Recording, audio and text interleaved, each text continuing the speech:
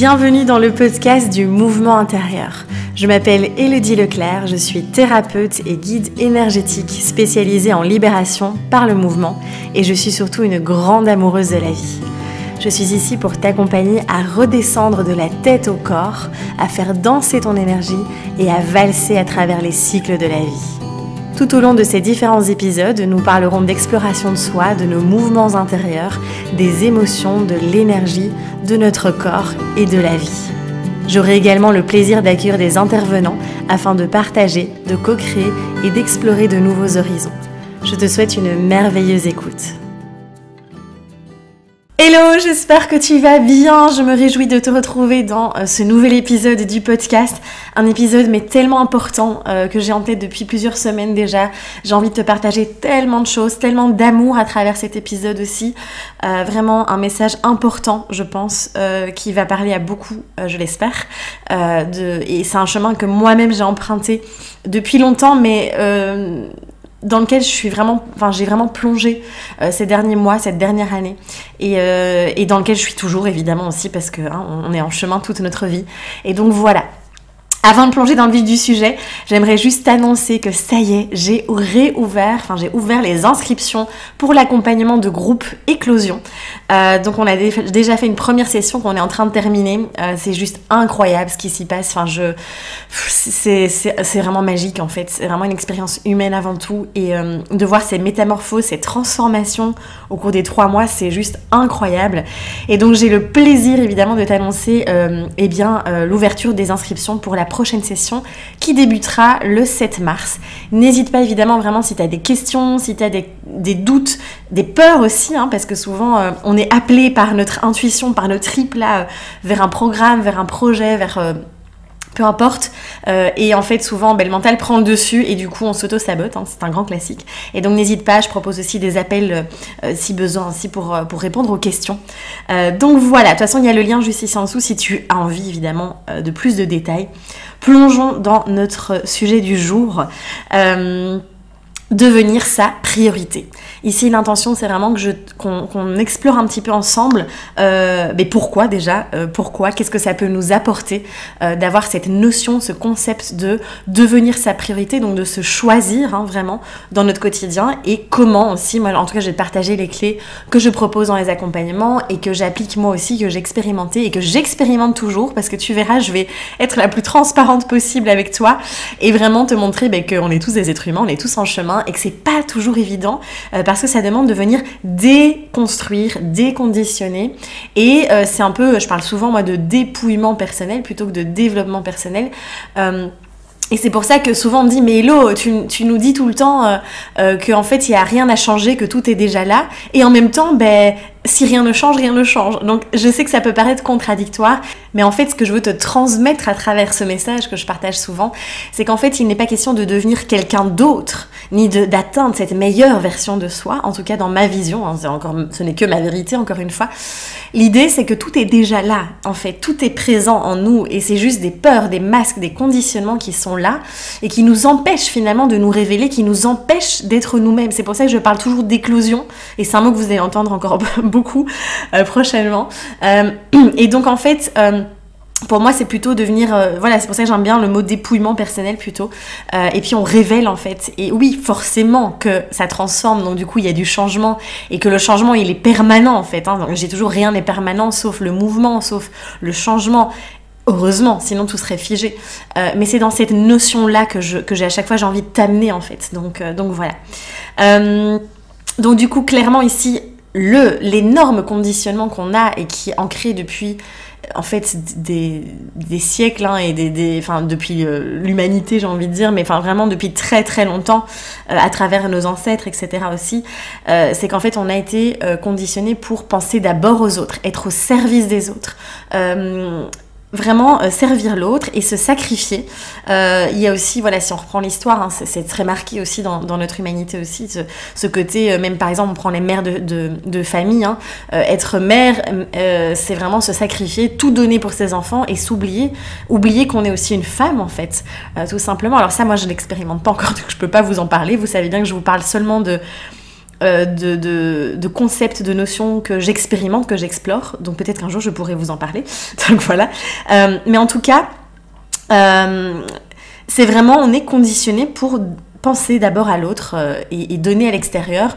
Et en fait, finalement, dans cette dynamique-là, on s'oublie totalement. Et tu vas voir, je vais vraiment amener aussi une dimension énergétique, évidemment, par rapport à tout ça, puisque on est dans le podcast du mouvement intérieur.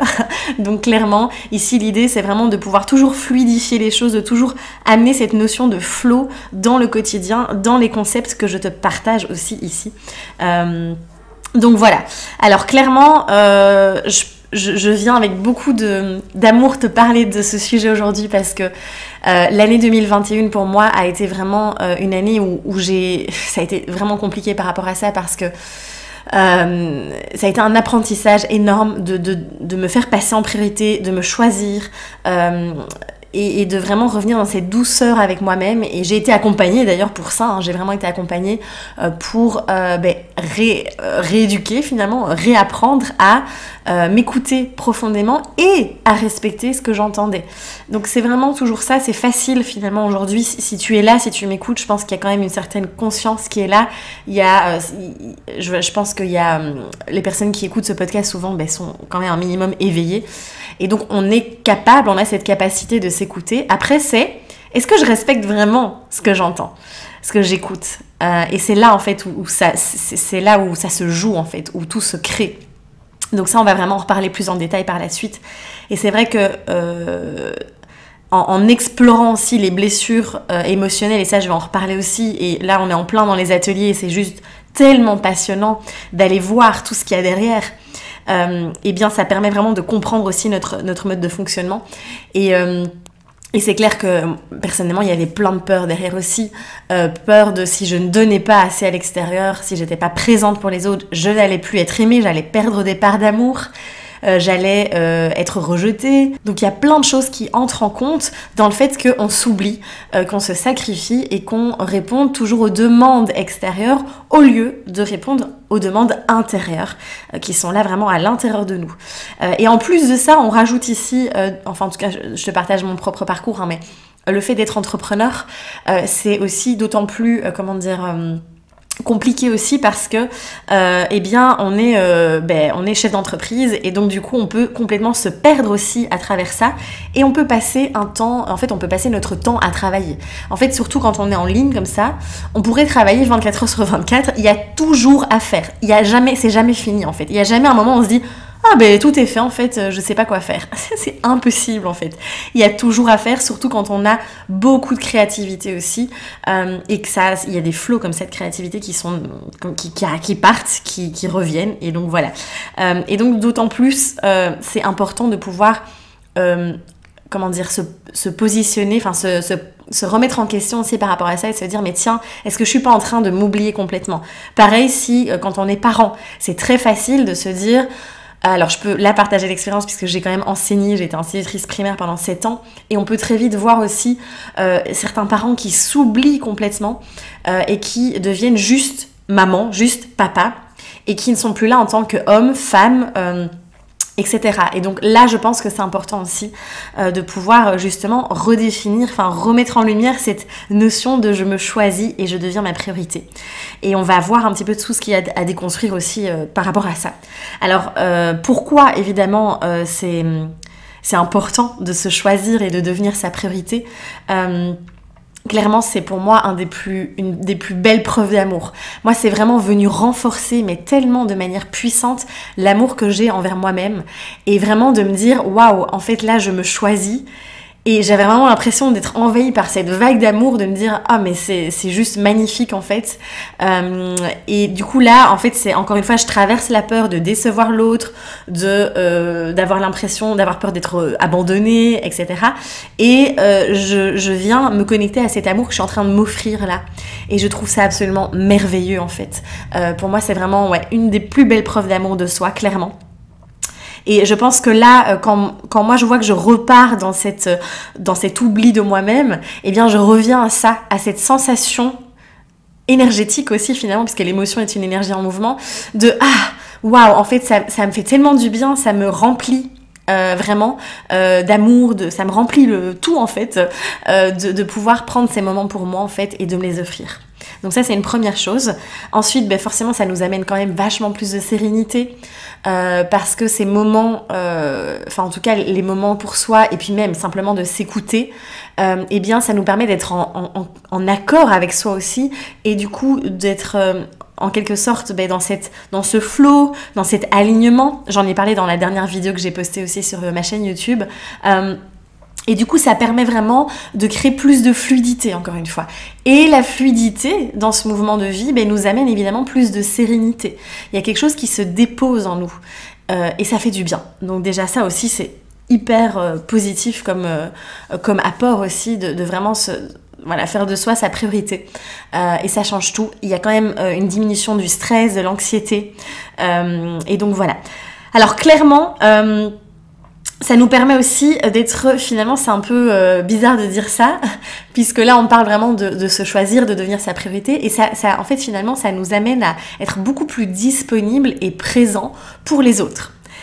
Donc en fait c'est d'arrêter quand on est en train de s'oublier, on vide son énergie à l'extérieur. On est en train de perdre toute son énergie. Et donc, il y a vraiment, en fait, là, on n'est pas dans le soin et dans le fait de prendre soin de son énergie, de la maintenir. On est en train de faire... C'est comme s'il y avait une fuite et hop, toute notre énergie, part à l'extérieur. Et en fait, quand on se choisit, quand on s'écoute profondément, avec beaucoup d'attention, beaucoup de bienveillance, eh bien... on est évidemment du coup beaucoup plus disponible quand on est avec les autres. On choisit ces moments qui deviennent des moments de qualité et pas des moments de quantité. Et on n'est pas épuisé, vidé de notre énergie. On n'est pas là en mode « Oh, j'ai pas du tout envie de passer ces moments-là avec mes enfants. Oh, j'ai pas du tout envie de faire ça. » Non, il y a cet entrain qui revient, il y a cette joie qui se rallume. Il y a cet élan qui est là, qui est présent. Et c'est ça qui est absolument magnifique aussi.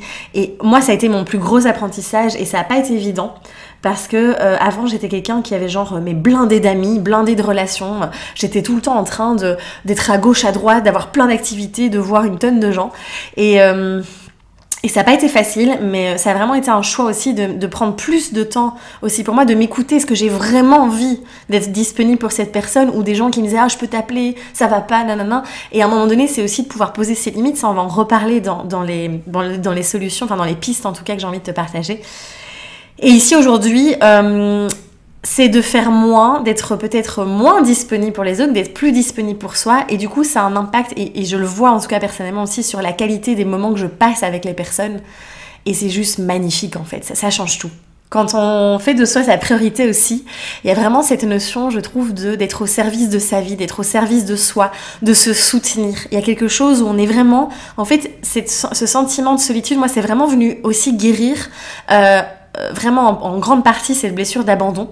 On a fait l'atelier sur la blessure d'abandon qui était juste magnifique, et alors ne vous inquiétez pas parce que je reçois beaucoup de messages. Alors je passe du vous au tu encore à nouveau, je vois que j'ai plus l'habitude de faire des podcasts.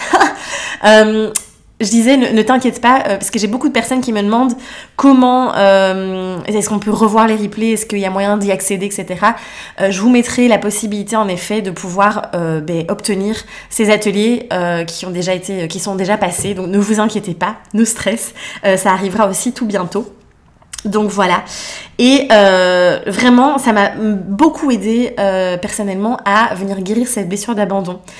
Et à me dire, mais waouh, en fait, je suis là pour moi. Je me soutiens à chaque instant, je me choisis à chaque instant. Et du coup, il n'y a plus ce besoin, ce stress et ce besoin d'aller toujours chercher l'amour à l'extérieur aussi. Et c'est juste, enfin voilà, moi je trouve ça très très puissant. C'est un outil vraiment alors ça prend du temps, hein, d'accord, on ne fait pas ça du jour au lendemain. Vraiment, moi, l'année passée, j'ai vécu au niveau de ma santé, au niveau physique, un événement qui m'a vraiment marqué. J'ai fait une très grosse réaction allergique, et du coup, ça a été comme un espèce d'électrochoc parce que j'arrivais pas, je comprenais la notion de douceur avec moi-même, d'écoute de soi, etc. Mais j'arrivais pas à l'assimiler, à l'intégrer dans ma structure énergétique. Ça passait pas, il y avait une résistance. Et là, en fait, mon corps, et gratitude parce que ça a été impressionnant à vivre, et en même temps, waouh, ça a été un énorme shift pour moi. Et donc encore une fois, quand je te parle de corps, d'écoute du corps, que le corps, en fait, il nous parle à chaque instant. Et à chaque fois que, même dans les relations, cet effet miroir, etc., c'est toujours pour nous ramener à l'intérieur de nous, c'est toujours pour nous ramener là, au niveau du cœur, au niveau de notre jardin intérieur, de notre racine vraiment, et de pouvoir nous reconnecter à ça, de nous reconnecter à nos besoins profonds en fait. Et donc voilà, c'est juste magnifique. Je crois que j'ai dit ce mot 10 fois dans cet épisode. Et donc évidemment aussi, ça permet de lâcher les il faut, les je dois, etc. Et de revenir, mais comme je viens de le dire, à ses besoins profonds, à ses envies, à ce qui nous anime, à ce qui nous porte, à ce qui nous nourrit et ce qui nous fait vibrer. Et là, c'est très marrant parce que moi je suis en train de vivre, encore une fois c'est des cycles, hein, je pense que ça va pas durer hein, forcément, mais en tout cas je suis en train de vivre une phase, je sais pas expliquer, mais je me sens dans une gratitude, dans une joie, dans un amour, dans une kiffance de ouf, et j'ai l'impression d'être, en fait j'ai blindé d'idées, j'ai la créativité est là et c'est hyper agréable. Évidemment l'idée c'est d'accueillir toutes ces phases de la vie et vraiment en fait, j'ai l'impression que plus je m'écoute, plus je vais dans cette direction de devenir la priorité, d'écouter les besoins, mes envies, de savoir comment je fonctionne aussi. Et ça c'est génial parce qu'on le voit dans Éclosion aussi, de vraiment accepter son propre mode de fonctionnement. Parce qu'on est tous super différents. Et moi, encore une fois, je sais que récemment, je me suis un petit peu limitée, entre guillemets, parce que on voit beaucoup aussi, et c'est ok, hein, je pense que c'est tout à la fois, encore une fois, mais on parle beaucoup de ralentir sur les réseaux, de prendre le temps, d'être dans l'énergie yin, etc. Et ça peut aussi, moi je sais qu'à un moment donné, je me suis laissée aspirer par ça. Alors c'est important, évidemment, c'est encore une fois, c'est pas l'un ou l'autre, c'est l'un et l'autre, d'accord, surtout dans l'énergie yin-yang, où c'est tout le temps entremêlé, hein, tout est toujours présent à la fois. Et en fait, je me suis vraiment forcée, en quelque sorte aussi, à faire moins, à ralentir, à en fait finalement étouffer certaines idées que j'avais ou certains projets en me disant mais non, faut pas que je m'éparpille, faut pas que je fasse ci, faut pas que je fasse ça. Et là, en fait, de m'autoriser finalement à me dire encore une fois, mais en fait, je viens vraiment m'écouter et suivre simplement mes envies et ce qui pétille là dans le cœur à l'intérieur. Et du coup, c'est une espèce de libération. C'est comme si on libérait toute l'énergie qui est contenue aussi et qui est là et qui a besoin de s'exprimer aussi. Donc voilà, c'est vraiment super intéressant, je trouve. Clairement aussi, derrière cette notion de devenir sa priorité, il y a plein de peurs. Hein, parce que il y a les peurs, hein, et ça, on va le voir aussi, comment les traverser. Et surtout, souvent, on a vraiment la tendance à s'oublier, à s'adapter. Il y a le rôle du sauveur qui entre en compte aussi, ça j'en ai déjà parlé aussi, qui est très lié à la blessure d'abandon également, et du coup il y a un peu ce truc de aussi je suis une bonne personne si je suis à l'écoute des autres, si je suis disponible pour les autres, si je réponds présente, et que voilà, et c'est vraiment, on a vraiment l'impression aussi qu'on va être aimé seulement si on donne, seulement si on est là pour les autres. Et il y a presque aussi ce mécanisme de je donne dans l'attente de recevoir aussi, c'est inconscient, hein, mais ou dans l'attente de recevoir de l'amour, d'être aimé et d'être accepté. Donc voilà un petit peu pour tout ça. Alors c'est un épisode qui sera un peu plus long, mais j'ai beaucoup de choses à te dire ici. Donc voilà, et en fait du coup clairement c'est d'aller déconstruire tout ça. Alors comment faire du coup pour devenir sa priorité? La première chose qui est très simple et pourtant très compliquée à la fois, c'est vraiment de se choisir, de s'écouter et de respecter ce qu'on entend. Et ça je le répète très souvent, c'est une clé pour moi qui est fondamentale, de vraiment venir vraiment respecter ce qu'on entend. Donc ça veut dire que derrière il y a une action à poser. On peut pas juste être, encore une fois, dans cette énergie yin aussi. On a besoin de passer à l'action. Je veux dire, il n'y a pas de miracle, et je dis toujours rien ne change si rien ne change, donc je le répète encore ici. C'est bien de prendre conscience des choses, c'est bien d'être en conscience, et après, oui, alors c'est pareil, hein, on peut parler de cette fameuse loi d'attraction où plein de gens disent toujours « Ah oui, je visualise, j'attire à moi, etc. Je vibre et j'attire. » Oui, bon, ok, d'accord, c'est de l'énergie, et je suis la première à dire que tout est énergie. Et derrière, et je dis pas mais derrière, il y a aussi ce passage à l'action. Il n'y a pas de miracle non plus, même si je crois très fort à la magie de la vie, évidemment. Je veux dire, il y a aussi des actions à poser. Donc ça c'est important, c'est une première clé. Ensuite, clairement, c'est de planifier au début ces temps pour soi. Je sais que moi, là, c'est là où vraiment, je vais être tout à fait transparente, j'ai vraiment encore du mal à faire ça parce que forcément, en plus, quand on est entrepreneur, ben, il faut vraiment gérer son planning, etc., gérer l'équipe, etc., etc., tout coordonner. Et du coup, ben ça, j'ai encore du mal. Je sais que je mets encore d'abord toute la partie business, etc., et seulement après, je me dis, ok, ça commence à s'intégrer dans ma tête, mais je sais que ce sera encore... c'est pour ça que je te donne ce conseil et que je m'engage à l'appliquer aussi, de vraiment le noter à la base. Après, ça va devenir une habitude, mais au départ, c'est vraiment, je t'invite vraiment à l'écrire dans ton planning, à prendre vraiment ce temps de le faire et de d'abord mettre ces plages-là horaires avant le reste. Et c'est pas facile, ça demande vraiment de déconditionner et d'agir différemment encore une fois. Et ça, voilà, je sais que moi c'est quelque chose où j'ai encore du mal aussi. Je prends ces temps pour moi, mais je sais que je suis plutôt en train de me dire, il faut d'abord que je termine tout ça et puis après, je fais passer ces moments pour moi. Ensuite, évidemment, comment devenir sa priorité, c'est aussi traverser les peurs. Comprendre notre mode de fonctionnement, c'est vraiment comprendre mais qui je suis, comment je fonctionne, comment est-ce que je réponds à la vie, est-ce que mon intuition... enfin, c'est vraiment de comprendre notre mode de fonctionnement, de comprendre aussi quels sont les masques qu'on utilise pour se protéger justement.